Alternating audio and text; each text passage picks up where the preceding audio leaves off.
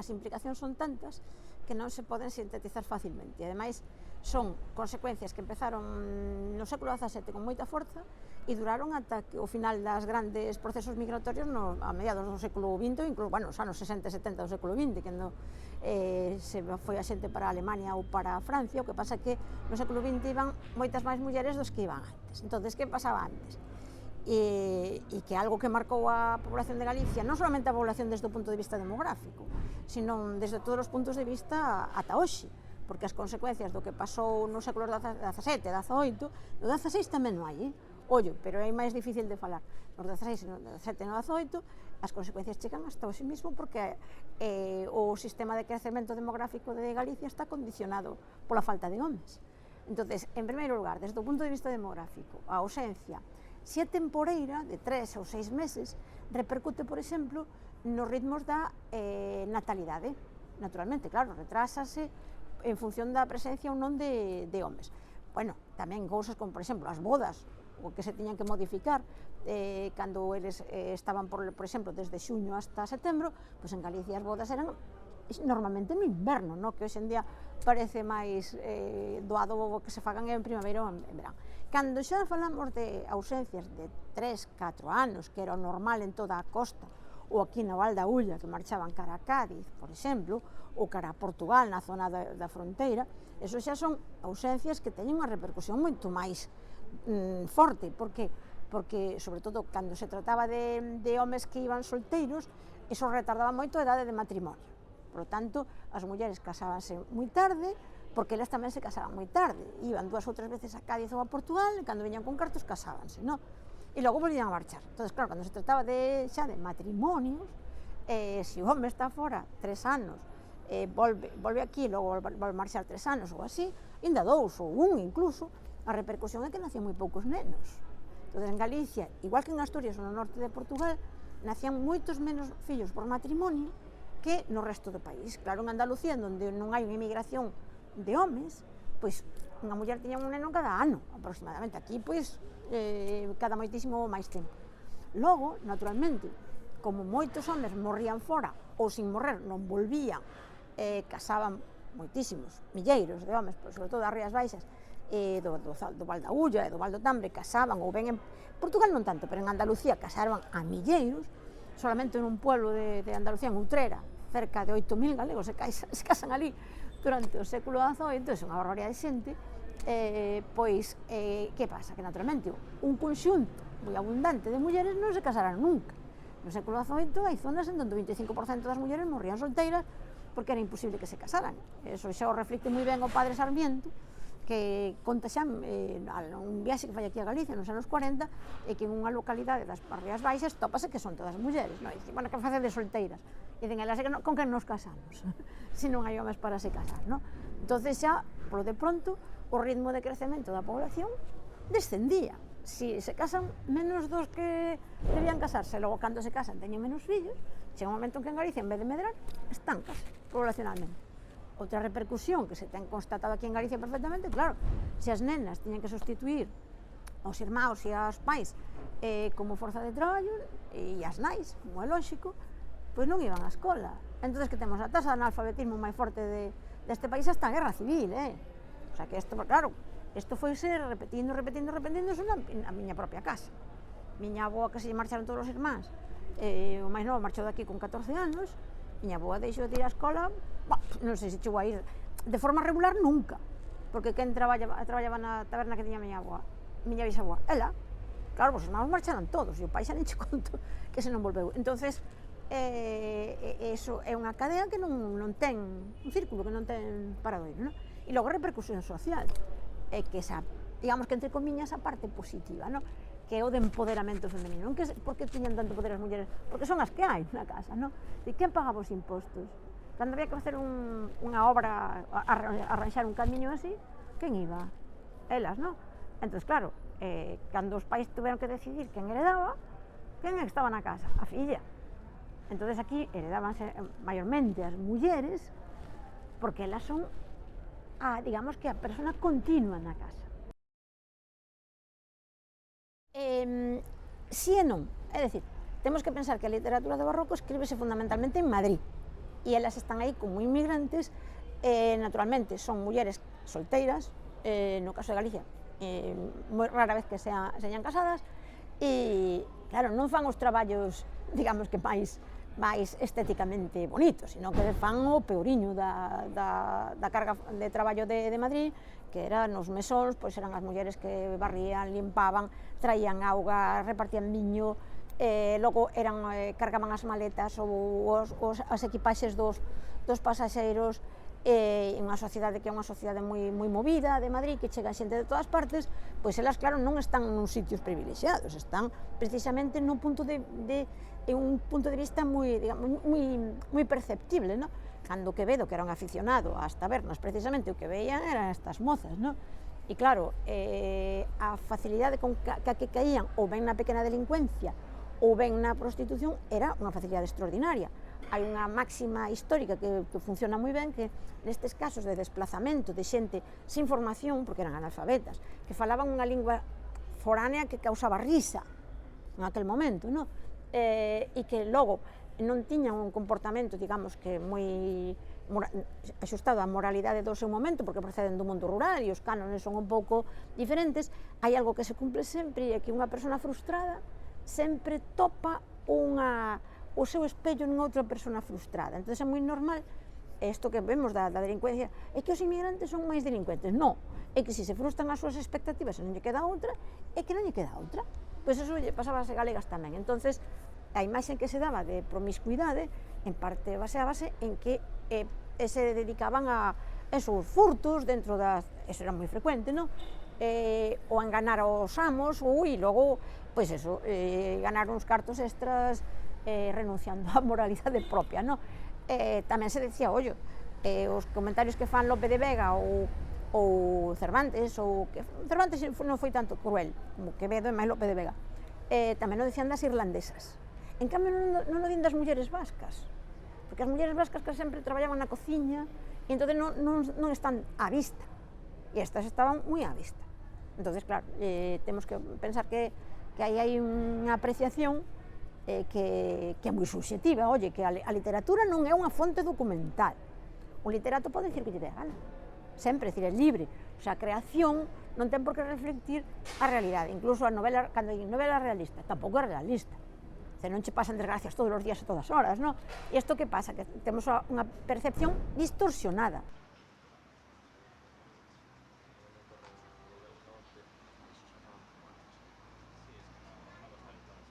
O século XVI, XVII e no XIX, Galicia ten a taxa de legitimidade máis alta de todo o país, e eso significa das máis altas de Europa, non?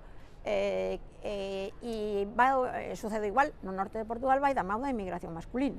É dicir, se aquí en Galicia todo o mundo era propietario, tiñas casa e tiñas terras. Se non tiñas un fillo e quedabas solteira, quen miraba por ti cando foras maior, non? Entonces, eu ainda me acordo de miña avoa, que era unha señora moi beata, cando unha muller aos 30 anos non estaba casada, dicía, debería ter un fillo, quen a vai a cuidar despois, non? Era como unha gracia grandísima que non tuveras quen che cuidara despois, non? E aparte disso, quen heredaba as terras, non? Dicía, bueno, pode che heredar un afillado, un sobrinho, pero vai ter que saber como se comportan contigo, non? Entonces, non é unha cousa tan relacionada coa moral, non? Como que aquí o discurso moral, quen o proclamaba? Bueno, os curas das parroquias. Pero os curas das parroquias, o que non tiña unha moza, tiña dúas, non? E entonces hai que predicar co exemplo. Non bastaba solamente que na misa parroquial che dixeran que tiñas que comportarte ben e que tiñas que ter unha moralidade axustada a que a Iglesia decía. Se logo, na práctica, o cura párroco tamén tiña un comportamento bastante lonxe da moralidade. E a xente, sobre todo na aldea, e eu son da aldea, distingue moito o exemplo da perorata teórica, É dicir, por exemplo, os curas perdonábaselles que tuveran unha compañeira, porque, bueno, non é normal vivir solo, non? Pero nunca se lles perdonaba, por exemplo, que foran usureiros, é dicir, ou que foran cicateros, ou que foran, que se lle fora a lingua e contaran cousas. Entonces, non podemos falar dun modelo de moralidade solo en Galicia, en outras zonas do occidente europeo, son sociedades con moi escasa formación desde o punto de vista da formación letrada, inmensamente analfabetos, e logo, sobre todo eles non tanto, e que a moral da Iglesia pois entra dificilmente, non? E logo a parte práctica, é dicir, bueno, é unha sociedade que se ten que reproducir. Si o 25% das mulleres se quedan solteiras e que non lles queda outra, prácticamente algo casi que ven de seu, non? Logo tamén temos que pensar que a legitimidade que nós temos controlada é a legitimidade que non utilizou o abandono de nenos. Aquí en Galicia, o Hospital Real, no século XVIII entraban a finales do século XVIII entraban cerca de 1000 nenos por ano. O sea, cada día entraban nenos, 20, 25 nenos no torno do hospital. Sucedía no mesmo na Coruña, en moitas partes, e os que chegaban aquí era os que sobreviviran. É dicir, que por exemplo, un rapaz que o traían desde mismo Ponteulla ou que sei, de Mugardos hasta aquí, as probabilidades de que morreran no camiño eran moitísimas. Entón, os que chegaron aquí foron os sobrevivintes deso. E, por lo tanto, nós temos unha imaxe distorsionada e seguramente que a legitimidade era moito máis alta. Agora ben, tamén eran moi altas as concepcións prenunciais, dicir, mozas que se casaban en estado, en torno ao 15% de todas casaban, que era unha tasa moi superior ao do século XX, non? Eso significa que a legitimidade non era un problema social, é dicir, os mozos, se podían, casaban con elas, non? Pero non había un problema en que elas quedaban solteiras, porque había unha admisión social de que era unha defensa para elas e para o patrimonio familiar, e non habendo homes porque estaban emigrados, elas veíanse, en certo modo, na situación de ter que ter un fillo.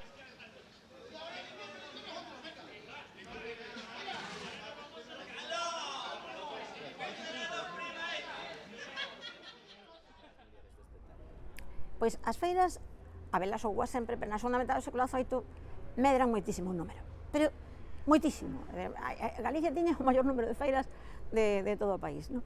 E a explicación é bastante sinxela, é unha economía de troco, en donde se cambian cousas por cousas. E claro, na segunda metade do século XVIII desenvolvese moito a protoindustria textil, é dicir, a produción de lenzos e de derivados do lenzo, por exemplo, camisas e outras prendas de vestir, que van a ter un mercado non solamente aquí, sino en Castela, Andalucía e en América, a partir de 1764. E, por lo tanto, as feiras na segunda metade do século XVIII, sobre todo a partir de 1764-67, que cando se abre o comercio directo con América, aquí en Galicia, que foi unha excepción que se lle concede a Coruña, as feiras levan moito pulo. Por qué? Porque había que intercambiar liño, semente de liño, a fibra, e logo o produto elaborado. Entón, as mulleres forman parte dese comercio que era moito maior do que nós tiñamos pensado. É dicir, isto foi un progreso nos nosos coñecementos, porque claro, ao non ser un comercio que aparezca nas contabilidades, porque son mulleres analfabetas que se cambian con outras mulleres analfabetas, eu cambio unha cousa por outra, ou que compraban ou vendían a comerciantes e non se facía unha escritura, e nós para detectar eso vímonos moi dificultados. As feiras teñen outra cualidade, e é que se convirten nos novos sistemas de sociabilidade. É dicir, antes eran as festas religiosas, e a medida que as feiras se van facendo cada vez máis frecuentes, e ora, nesta semana temos unha cos pedriños de arriba e outra con pedriños de abaixo. Entón, eso xa, digamos que son as novas festas, a festa civil sin control ningún do clero. Entón, aunque a Iglesia non lle gustaba, aquí a Iglesia en Galicia sempre se considerou impotente contra a realidade dunha cultura que se lles escapaba das maus completamente, non? Entón, esa sociabilidade das feiras, que era, bueno, que ibas pola mañán e comías ali, e que logo era ida e volta polo camiño, eso xenera novos tipos de relación, non solamente entre as mulleres entre sí, sino cos homes, non? Moito máis libre e moito máis descodificado.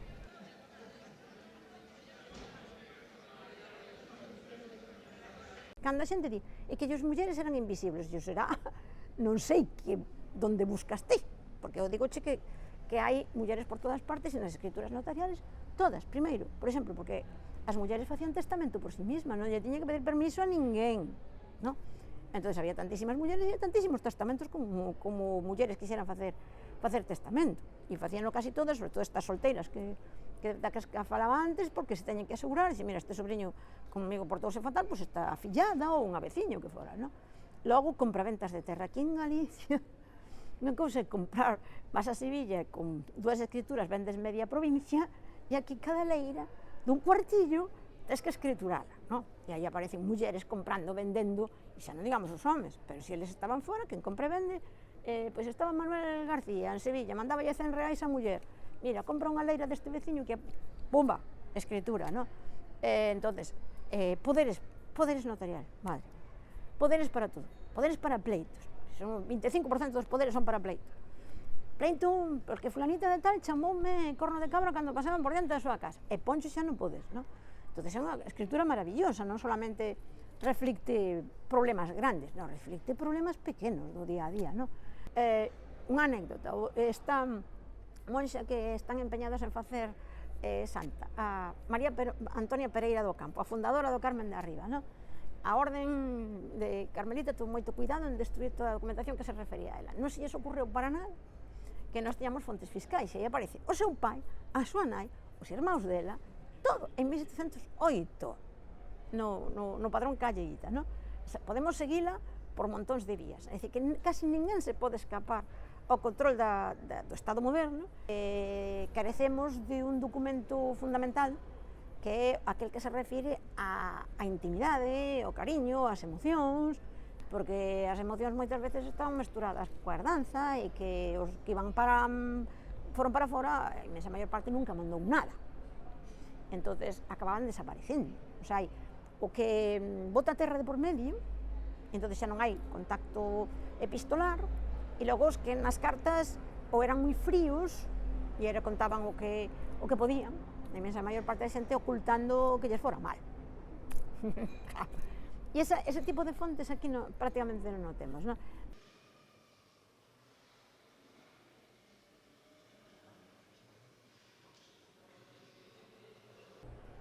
Eu, por exemplo, non estaría nada de acordo en materias ailladas. Eu que fago en todas as asignaturas, iba a dicir que eran ou non, eu meto a dimensión de xénero moi fácil de meter. Por exemplo, eu dou unha materia optativa que se chama Cultura e Poder. A ver, como non vou falar da alfabetización femenina, dos centros de ensino femeninos, como non vou falar de que as mulleres eran señoras, eran as nobles ou non nobles, tiñan señoríos, como non vou falar de que, por exemplo, as abadesas dos mosteiros tiñan tanto poder ou máis que un obispo da súa propia localidade, o sea, que a meto. En Historia de Galicia, é que non podes falar de Historia de Galicia, entón o que non estaría de acordo é, porque para eso, creo que a ensinanza de máster, que, por exemplo, no doutorado, no noso programa, o de Historia, Xeografía e Historia da Arte, hai unha actividade permanente que é Mulleres e Historia, que se fai cada 6 meses. Así de público temos. E ora, nesta universidade hai un máster de xénero. Vale, e ora conto-vos. Ten 40 plazas. Este ano están as 40 cobertas. Ni un solo home. O sea, que a nós que non nos fagan facer contas nin ao sistema, nin ao profesorado. A quen hai que botarlle contas, na anterior edición había un home, por certo, Piñera do País Vasco. E este ano, o outro foi unha bola lista. Que vamos a predicar? É imposible predicar. E logo que temos na nosa facultade, homes. O sea, estamos nestes momentos en toda España, o 80% dos alumnos de Historia son homes. Tuvemos que pechar a línea de estudios de xénero do noso doutorado. Tesis matriculadas en Historia de Xénero, ninguna. Entonces, o sistema non ten culpa. Como cando din, que a muller na universidade non pode prosperar como os homens. Hai que facer unha matización. Na universidade o currículum faise por investigación e ninguén pode investigar por ti. Ninguén. É dicir, a min que me importa ter un permiso de maternidade de 6 meses? Quen vai por min aos arquivos? Quen vai por min aos congresos? Quen escribe un artículo de impacto? Poderán sustituirme nas clases, pero non me poden sustituir na investigación.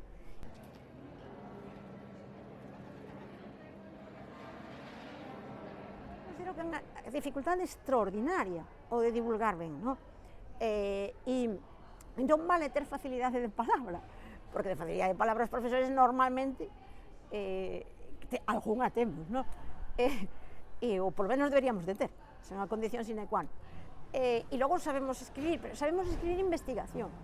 Eu encargaronme fai un mes unha cousa de divulgación que vos podo asegurar que houbera preferido ter que escribir un artículo de impacto de 25 páxinas, porque sudo. E eu que lle digo? no, que poño aquí? E iso que é sobre un personaxe moi famoso de aquí de Santiago e tal, pero a min tocoume o personaxe famoso que ten unha vida, a vida del a diario era moi oscura e moi gris, entonces, como non invente algo, entonces a divulgación é extraordinariamente complexa e que cando alguén nos pide divulgación que non nos pidan o que é extraordinario, no? Pero a chave está nas boas preguntas que lle fan, no? Entonces, cando ti vas unha pregunta boa, no? Pois a última que escoitei me parece que era Arlette Farge.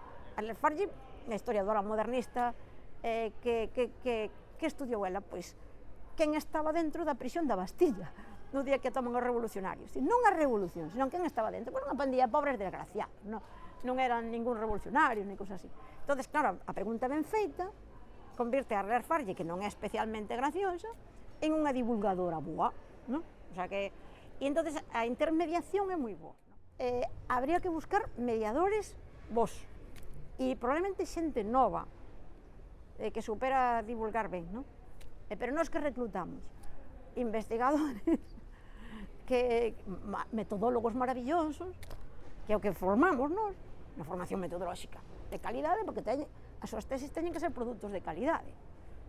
E claro, que logo saben divulgar? Ninguén lles ensena. Tampouco sei onde se aprende eso. Así que...